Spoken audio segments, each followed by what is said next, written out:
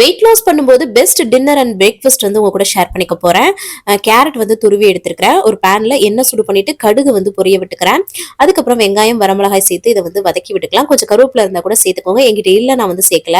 Oil வந்து கம்மியா சேர்த்துக்கோங்க. நான் வந்து நார்மலா வந்து பண்ணனால கொஞ்சம் ஆயில் வந்து எக்ஸ்ட்ரா சேர்த்திருக்கேன். நீங்க வெயிட் லாஸ்ல இருக்கீங்கன்னா ஆயில் கொஞ்சம் கம்மி பண்ணிக்கோங்க.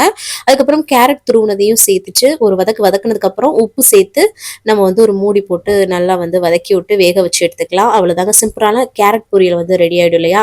இந்த மாதிரி எந்த வெஜிடபிள்ஸ்னாலும் நீங்க எடுத்துக்கலாம். முட்டைக்கோஸ், காளான், அதுக்கப்புறம் வந்து பீன்ஸ், கேரட், இந்த மாதிரி மீன் மேக்கர் அதில் கூட பண்ணலாம். 2 முட்டையை வந்து அந்த பொரியல் பண்ணதுக்கப்புறம் நம்ம வீட்டில் மீந்து போனா கூட பொரியல் இந்த மாதிரி 2 முட்டையை உடச்சு ஊற்றி கொஞ்சமாக வந்து பார்த்தீங்கன்னா மிளகுத்தூள் வந்து சேர்த்துட்டு தேவையான உப்புனா சேர்த்துக்கலாம். அவ்வளோதான். நல்லா பரட்டி பரட்டி விட்டோம்னு வச்சுக்கோங்க, சூப்பராக வந்து ரெடி ஆயிடும். இது வந்து டின்னர் பிரேக்ஃபாஸ்ட்டுக்கு வந்து வெயிட் லாஸ் டயத்தில் நல்ல ஒரு ஃபில்லிங்காக இருக்கும். மதியத்துக்கு வந்து ஒரு போர்ஷனாக கூட எடுத்துக்கலாம். தேங்க்ஸ் ஃபார் வாட்சிங். பாய்.